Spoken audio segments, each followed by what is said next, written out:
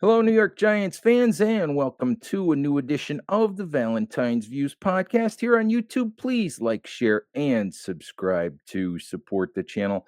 Now, please forgive the unusual blurred background here. For me, I'm up at our summer place for a few days, hanging out, and don't have my normal office to record from. So we're making do here, and with the Giants having finished mandatory mini camp, having finished their their spring practices, thought it's kind of a good time to review where the Giants are, where the NFC East is, expectations for the Giants, all that good stuff. And here to help me is Ralph Vacchiano, NFL reporter for Fox Sports and former Giants beat writer for a couple of publications. So Ralph, how you doing? Thanks for giving up a little bit of your time. Oh, my pleasure at any time. I'm doing good, thank you.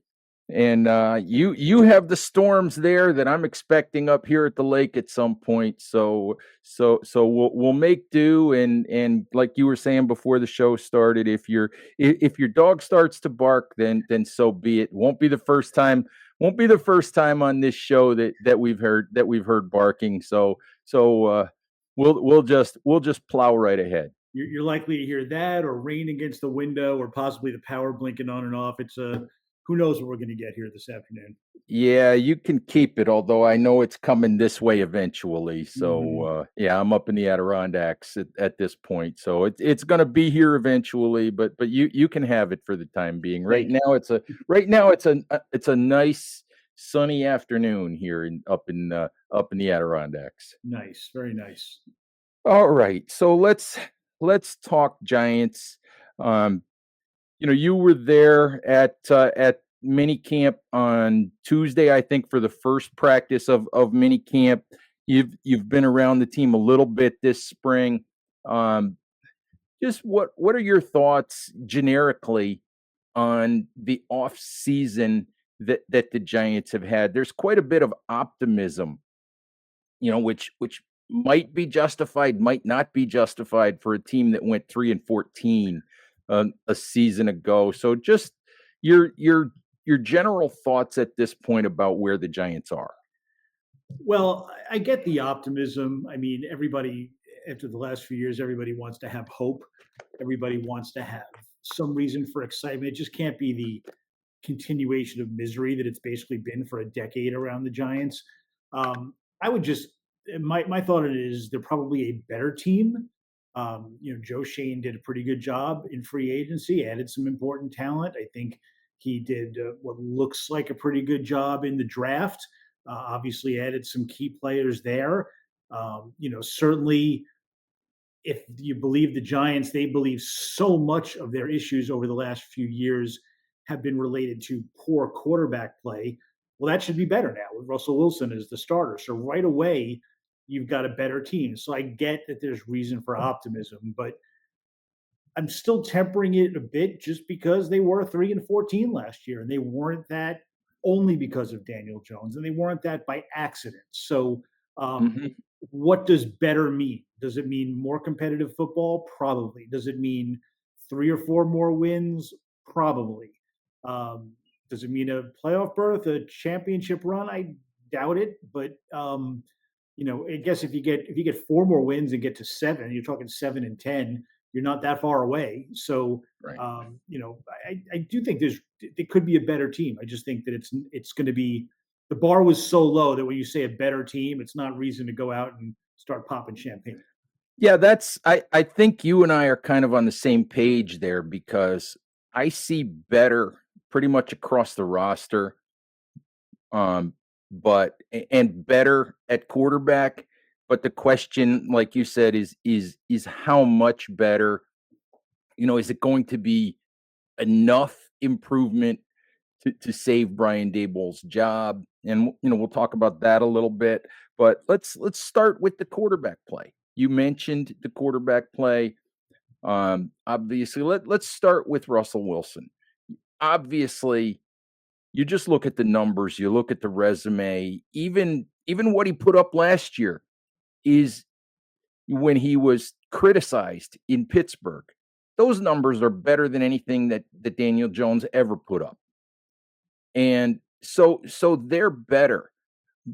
And you're around the Giants though, and all you hear is praise of Russ. Oh, he's this great leader. He's this, he's that. He works with everybody. He's so genuine. He puts in all this time. He tells everybody exactly what he wants. He teaches everybody. And I'm thinking, but this guy flamed out in Denver and they couldn't wait to get rid of him. And they couldn't wait to get rid of him in Pittsburgh. So I guess the question is, are you buying this sort of love fest for Russ that's going on with the Giants? Or are you thinking that part of that is because they have to, because he's there and he's the guy that they have right now?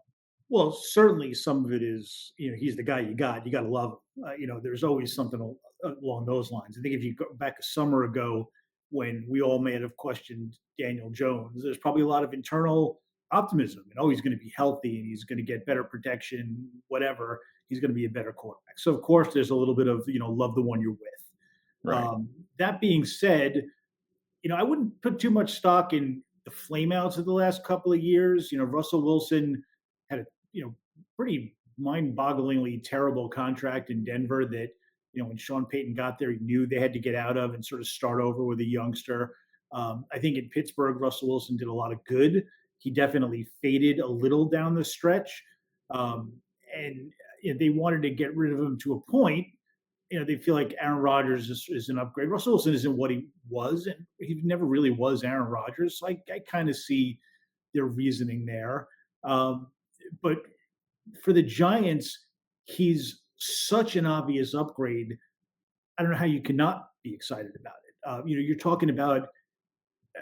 I don't mean to completely insult Daniel Jones, but you're talking about competency at the quarterback position more than anything else.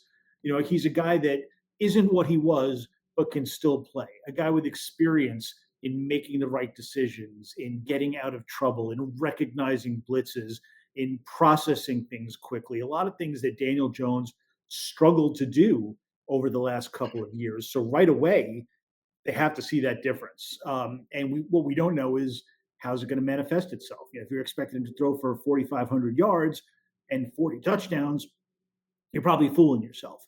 If you're expecting him to improve on Daniel Jones' numbers and just get the offense to the point where it can move a little, yeah, I think that's probably the bottom bar for him.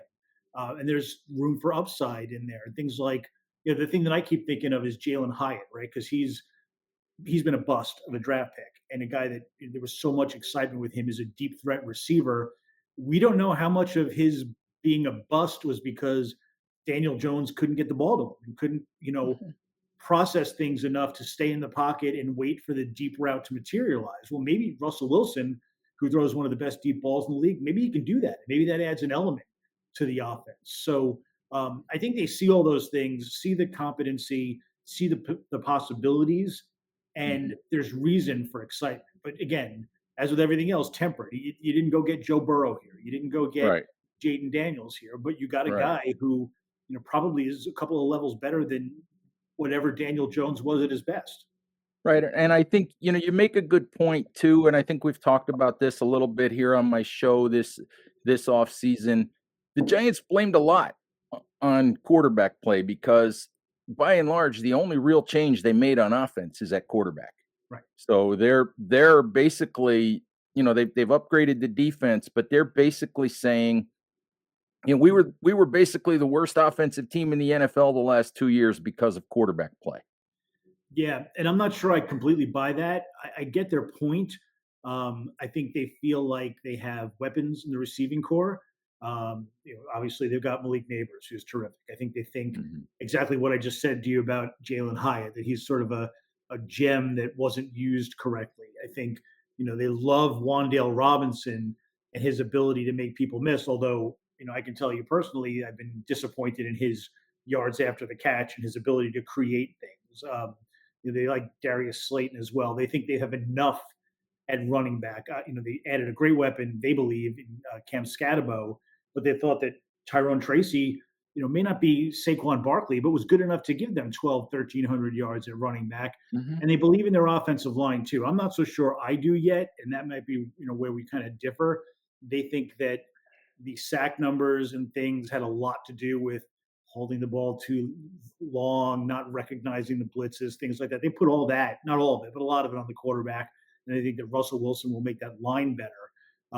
But yeah, they do believe that, and I think from everything I've heard internally, in their most honest moments, they are saying to themselves, "Man, we would have been good last year if we had a quarterback."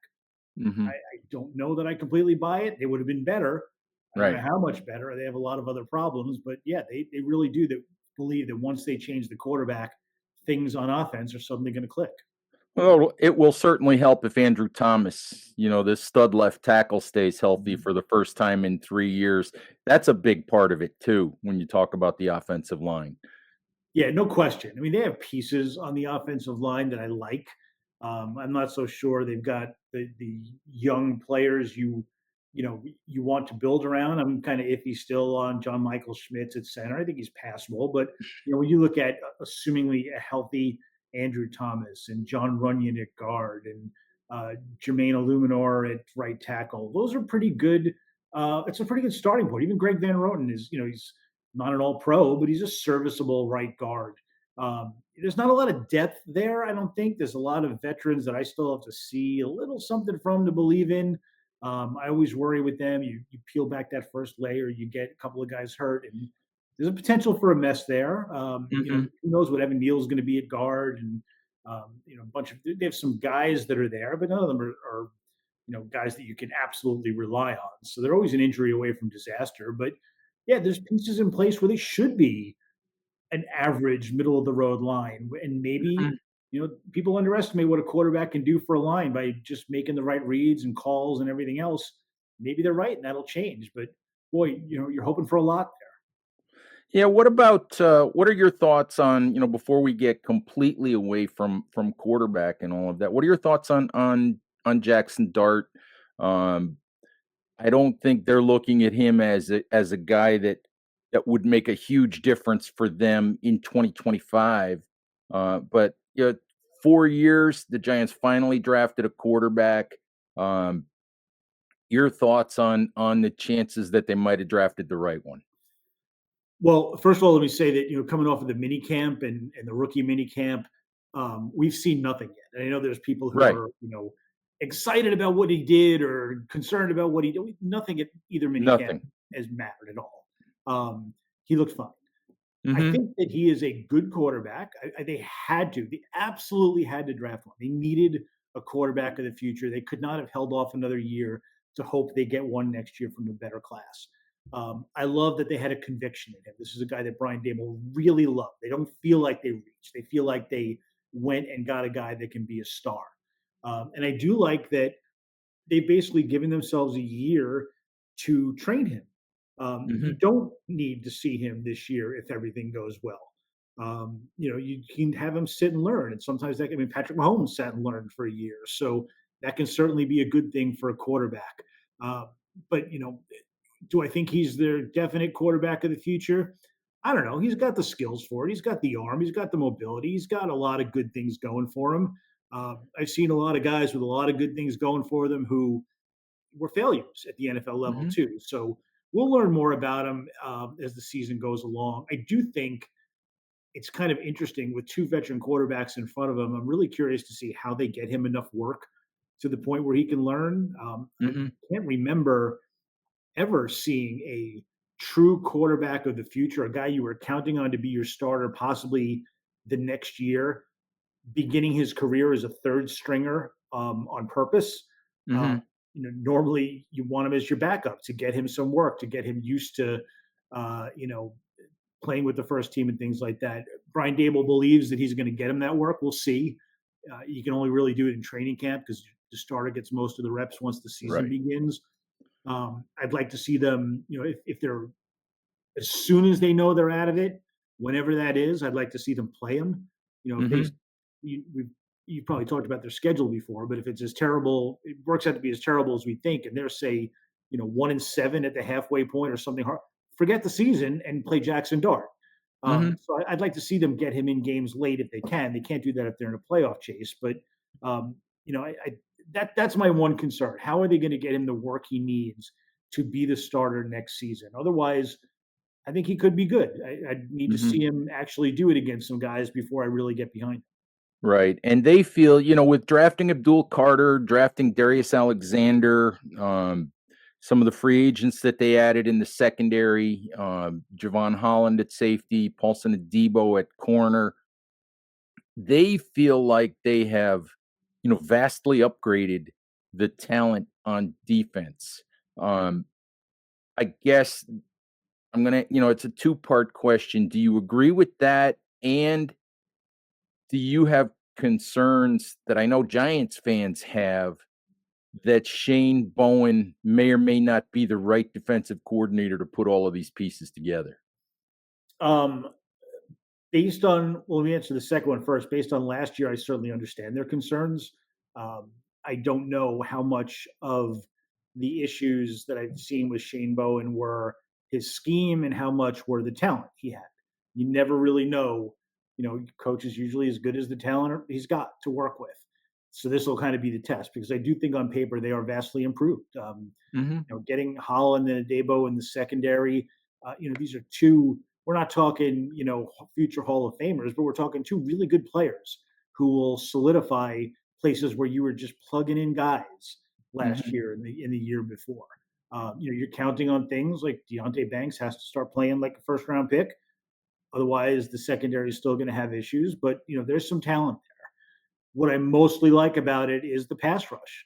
And that's because I grew up in the 1980s where they had a pretty fierce front seven that was just terrorizing opponents. And I covered the teams in 2007 and 2011 where they were able to send waves of pass rushers at quarterbacks. And we just know how much that can mask things on the back end, how it can be so disruptive. If you've got that pass rush, it's not all you need on defense, but it's a heck of a start. It's like 75% of what you need. And Brian Burns is a legitimate pass rusher. I don't know that Kayvon Thibodeau is ever going to be an all pro, but he's going to be a guy that can get you, 9, 10 sacks in a rotation. I think Abdul Carter, if every scout I've ever talked to is right about him, is going to be that kind of guy. Maybe not Micah Parsons, who's often compared to, but certainly a guy that can be really disruptive. We all know Dexter Lawrence is all world. You add in Darius Alexander, who a lot of people are high on. That's a pretty big, rotation of guys that can go after the quarterback, and that can really change what your defense can do. So, yeah, I think I'm a way more optimistic about their defense than I am about their offense. I don't know that it can be necessarily top five, but I wouldn't be shocked if that pass rush really can get going if they're not top 10 by the end of the year. Well, it's interesting because you mentioned top 10, and I looked at some numbers the other day. And if you go purely by points allowed per game, the Giants they gave up 24 and a half points per game a year ago. Mm-hmm. The 10th ranked defense in the league, which I think was the Houston Texans, gave up 21 and a half. That's a field goal. That's a field goal away from being a top 10 defense. And I don't know about you, but I think with the talent that they have, you would hope they'd be able to get there. Yeah, I would think so. I think that if they can disrupt passing games, like, that can really change what teams do. Mhm. It certainly prevents them from getting a huge head start on you. It prevents them from coming back if your offense can get a lead. It's a passing league, and disrupting that is more than half the battle. I know, a lot of old school coaches will say you have to stop the run, and they're right. But you can stop the run and still be destroyed by good quarterbacks nowadays. So Mhm. you disrupt that quarterback, and that's something I've heard since I started covering this league. It's a league about, can you quarterback play and can you disrupt the opposing quarterback? And I think they have the Mhm. ability to really disrupt the opposing quarterback more so than I've seen since the Jason Pierre-Paul, OCU Manura, Justin Tuck days. Yeah, I was gonna say that is how the Giants defenses of the championship years, as you said, the teams that you covered, that's how those teams were built. Yeah. Those teams you don't think about, although you remember Corey Webster's interception of Brett Favre in a championship game. You Yep. don't think about defensive backs. You think Right. about linebackers and linemen who can terrorize quarterbacks. Yeah, and if I remember correctly, I can't think of their names off the top of my head. I don't think their safeties those years were, especially the first year, were stars. I know eventually they brought in Antrell Roll, but before that, I think in 2007 their safeties were, a couple of guys. Mhm, Yeah, you think of Corey Webster. Corey Webster before that interception was benched mid-year, mhm, so he was certainly wasn't an All-Pro, but because of the pass rush and what they were doing, he was able, things feed off of each other, and he was able to get the help to be in position to jump some routes and do what he did. So doesn't mean he wasn't a terrific player. Just saying, you can, with a pass rush, you make good secondaries great. You make average secondaries, very good, and it just sort of upgrades everything. And that's what the potential is there for. One of the issues with Deontay Banks, and there was a lot with him at cornerback over the last year or so. Um, is his ability to hold on to coverage and things like that. Well, if the quarterback's throwing the ball quicker, you don't have to hold coverage as long. You mhm. have a chance to, you know, take some chances and jump some routes. You're gonna have more chances of that because the quarterback's forcing things more than they did before. So that pass rush can change everything. And on paper, they should have it. Ralph, let's talk a little bit. You mentioned the Giants' schedule, and we know on paper how difficult it is, but I'm one who doesn't I try not to put too much into that because we don't know by and large what a lot of those teams are going to be until we actually get there, until we actually get to the season. Um, but let's narrow that down and talk about the NFC East a little bit. Obviously, the Giants have to play 6 games against the NFC East. You've got the Eagles at the top of that division. You've got the Commanders, you've got the Cowboys. And I look at Dallas. The Giants lost 2 games to Dallas by 11 points a year ago, and they Yeah. lost 2 games to Washington by a total of 8 points. So for me, there's no reason why you can't come away with a couple of wins against at least those 2 teams, putting Philly aside.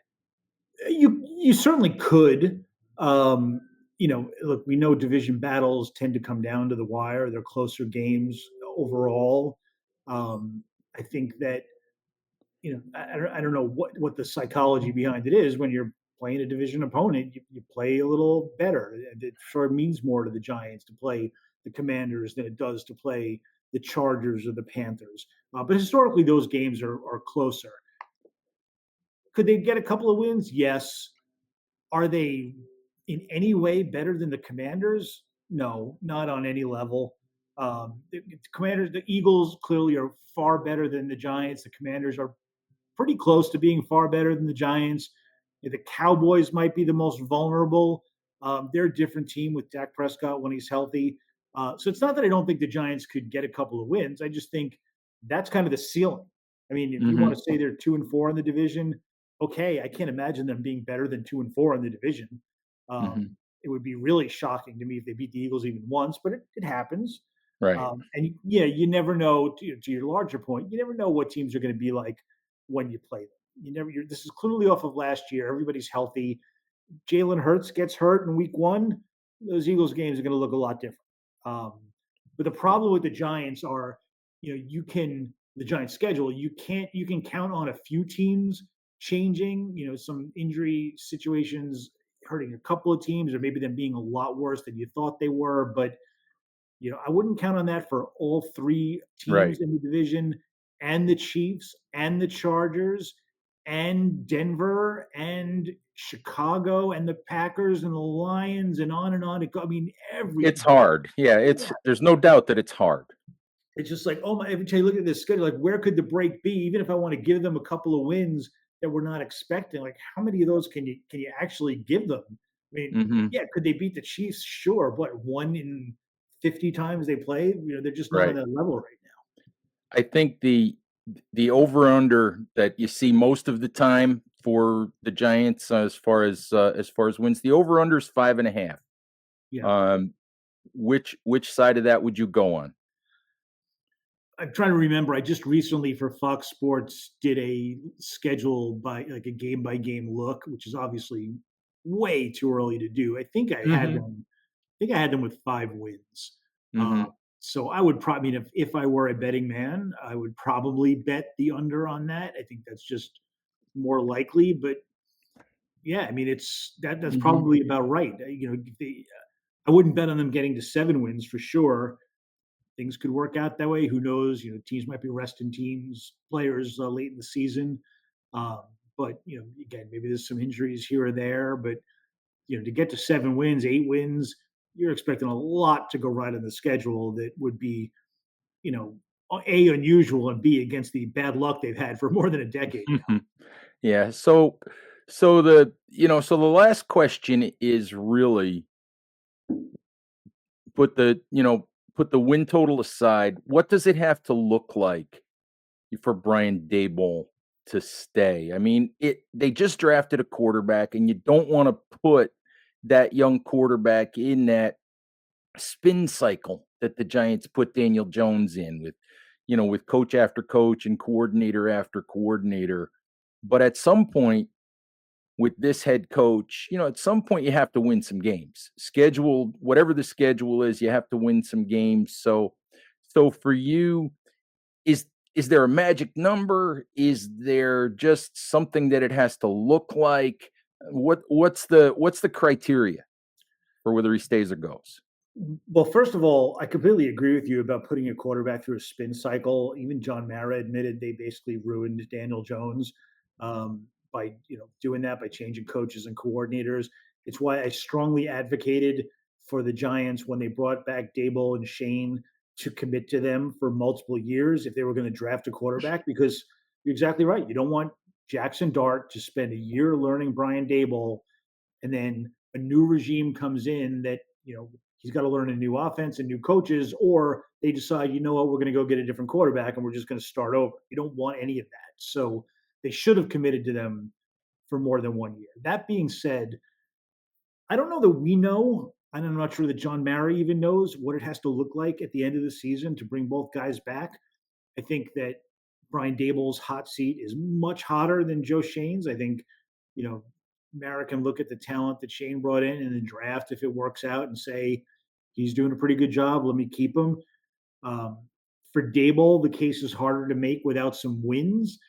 But the standard that John Mara gave was he needs to be in a better mood in January than he was last January. And that opens up to a lot of interpretation. Would 7 wins but no playoffs, they're 7-10, would that put him in a better mood? Then again, what does that look like? What if they started out 0-8 and then had a really big run at the end of the season? What if they started out 7-2 but then lost their last 8? Would that, which of those puts them in a better mood? I don't know, and Yeah, I'm not sure that he knows. right. I also think there's the wild card possibility of let's say the season is a complete disaster. I mean, 0-8 through the first half. Russell Wilson stinks. Jameis Winston stinks. And then they play Jackson Dart for the final 5 or 6 games. And there's steady improvement. Remember Eli Manning's first year? They lost the first 5 or 6 games. And then, he had the win at the end of the season against the Cowboys. What if something like that happens where all of a sudden by the end of the stretch, John Mara's thinking, okay, well, we're 5-12 and this was horrible, but boy, I'm excited about Jackson Dart. Is he then in a better mood? Uh, Mhm. that could be. I mean, Yeah. I think that if he has reason for hope for next year, whether it's this team made an unexpected run towards the playoffs or mediocrity, or Jackson Dart is showing signs of them of being the franchise quarterback they've been dreaming of, either one of those could be reason enough to bring Brian Daboll back. The only thing that I would guarantee if they're 5-12 and Jackson Dart plays 2 games and stinks, Mhm. then we're Yeah. probably looking at a new regime. But other than that, I mean, everything is open to.